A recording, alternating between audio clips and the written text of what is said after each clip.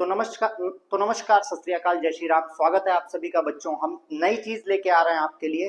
Class 9th ICSE का complete science, physics, chemistry, biology के short videos, complete chapter in under 7 minutes. तो आज शुरू करते हैं हम इसका सबसे पहला वीडियो। इसको ज्यादा से ज्यादा प्यार दे ताकि हमें पता चले कि आपको फायदा हो रहा है। लाइक, शेयर और सब्सक्राइब करना ना भूलें। तो आइए लैंग्वेज ऑफ केमिस्ट्री, आपके केमिस्ट्री का सबसे पहला चैप्टर स्टार्ट करते हैं। कहीं भी समझ में ना आए तो आप कमेंट कर सकते हैं।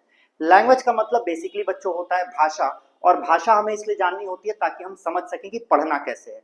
और इसकी भाषा में, केमिस्ट्री की भाषा में सबसे पहले कोई आता है तो वो आता है एटम। एटम जो होता है वो स्मॉलेस्ट पार्टिकल होता है किसी भी एलिमेंट का, और किसी भी एलिमेंट को उससे छोटे फॉर्म में नहीं तोड़ा जा सकता है। और जब दो या दो से ज्यादा एटम, सेम एलिमेंट के एटम साथ में मिलते हैं तो वो बनाते हैं मॉलिक्यूल। और मॉलिक्यूल कैसे कैसे हो सकते हैं? मोनोएटॉमिक हो सकते हैं जब सिर्फ एक एलिमेंट साथ में है, जिसका एग्जांपल मैग्नीशियम और कैल्शियम है, जो जनरली मेटल्स में देखा जाता है। फिर डायएटॉमिक मॉलिक्यूल्स होता है, जिसका एग्जांपल है क्लोरीन और ऑक्सीजन, जहां पे दो एटम्स सेम एलिमेंट के आएंगे। फिर आता है ट्राइएटॉमिक, जिसमें 3 ऑक्सीजन है, ओजोन, टेट्रा में 4, फॉस्फोरस, और ऑक्टाएटॉमिक में 8 सल्फर। कभी भी जब आपसे मॉलिक्यूल पूछा जाएगा तो आप कंपाउंड नहीं लिख सकते, मतलब मॉलिक्यूल में सारे एलिमेंट्स एक ही एटम के होने चाहिए। वहीं अगर हम एलिमेंट की बात करते हैं बच्चों, तो the purest form of atom is known as element. इसका मतलब जब सारे एटम एक ही जैसे होंगे तो उसे हम एलिमेंट कहते हैं। अब बात आती है बच्चों सिंबल की। तो यहाँ पे 2 सिंबल हमने बना रखा, और इससे आप कार को गेस कर पा रहे होंगे कि ये मर्सिडीज का सिंबल है और ये ऑडी का सिंबल है। अब सिंबल का इंपॉर्टेंस क्या है बच्चों? सिंबल हमें हेल्प करता है एलिमेंट्स को आइडेंटिफाई करने में और डिफरेंशिएट करने में कि दो एलिमेंट्स सेम ना हो जाए। अब रूल क्या है, कैसे सिंबल की नेमिंग की गई? हमेशा पहला लेटर एलिमेंट का लिया जाता है। जैसे यहाँ पे हमने लिया हुआ है बच्चों हाइड्रोजन के लिए H। अगर पहला लेटर अवेलेबल नहीं है तो पहला और दूसरा लेटर लेते हैं, एक कैपिटल और एक स्मॉल। जैसे हमने यहाँ कैल्शियम के लिए Ca यूज किया है, और अगर वो भी अवेलेबल नहीं है तो हम लैटिन नेम यूज करते हैं। जैसे हम आयरन के लिए Fe यूज करते हैं और लेड के लिए Pb यूज करते हैं, जो उनके लैटिन नेम से लिया गया है। इसके बाद हम बात करते हैं बच्चों वैलेंसी की।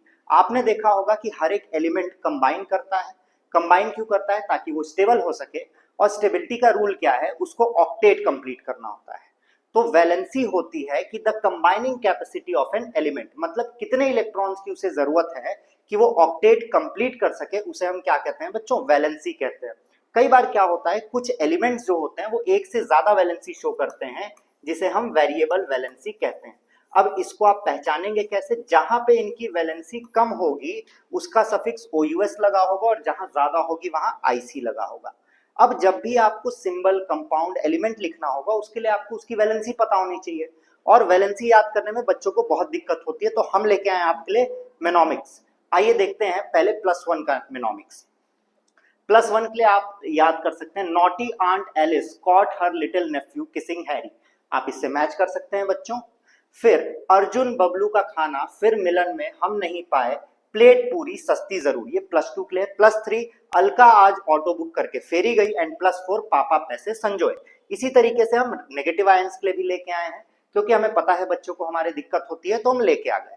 -1 के लिए आपको याद करना है, चाचा हैदर ने हसन से हजबुल्ला भेजा, ब्रेड चाय मिलकर फुल हाइड्रो ईद के नाम पर, नाजायज नीतियों से क्लास की खुशी चली पंखों के साथ। इसका कोई मतलब तो नहीं है, पर आप याद जरूर कर सकते हैं, ठीक है।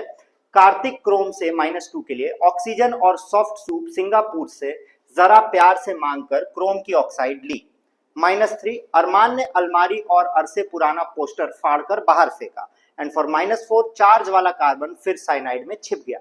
बच्चों अगर आपको ये लग रहा है कि आपको कहाँ मिलेगा, तो आप हमें हमारे टेलीग्राम पे फॉलो करें। ये वीडियो पब्लिश होते ही आपको नोट्स मिल जाने वाली है। दूसरी बात करते हैं कि केमिकल फॉर्मूला लिखते कैसे। इसका एक एग्जांपल दिया है। इसके लिए आपको इलेक्ट्रोपॉजिटिव और इलेक्ट्रोनेगेटिव एलिमेंट्स याद करने होंगे।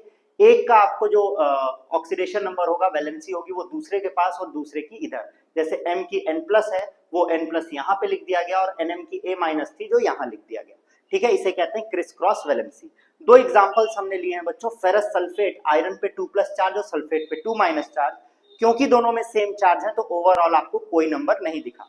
बट अगर अलग नंबर होता, जैसे हमने एल्युमिनियम सल्फेट लिया है, एल्युमिनियम पे बच्चों 3+ चार्ज है और सल्फेट पे 2-, क्योंकि दोनों पे अलग अलग है तो दोनों इंटरचेंज हो गए। यहाँ का 3 यहाँ आ गया, आपको दिख रहा है सल्फेट के बाहर, और ये वाला 2 यहाँ आ गया, तो इसका फॉर्मूला ये हो गया। And we come to second last the chemical equation. Chemical equation बच्चों law of conservation of mass को फॉलो करता है, जो कि कहता है mass can neither be created nor be destroyed converted from one form to another. इसमें कहता है कि रिएक्शन हमेशा बैलेंस्ड होना चाहिए, अगर रिएक्शन बैलेंस नहीं होगा तो पूरी तरीके से गलत हो जाता है। इसकी लिमिटेशन क्या है, ये कंसंट्रेशन नहीं बता पाता है और ये नहीं बता पाता है रिएक्शन कितनी तेजी से हो रहा है, पर हमें कुछ इंफॉर्मेशन देता है कि जैसे अगर एरो है अपवर्ड एरो तो गैस, डाउनवर्ड एरो तो precipitate, GSL gas solid liquid, triangle का मतलब हीट और HNU का मतलब लाइट होता है। आइए बैलेंस करना भी सीखते हैं कि आखिर बैलेंस कैसे करते हैं।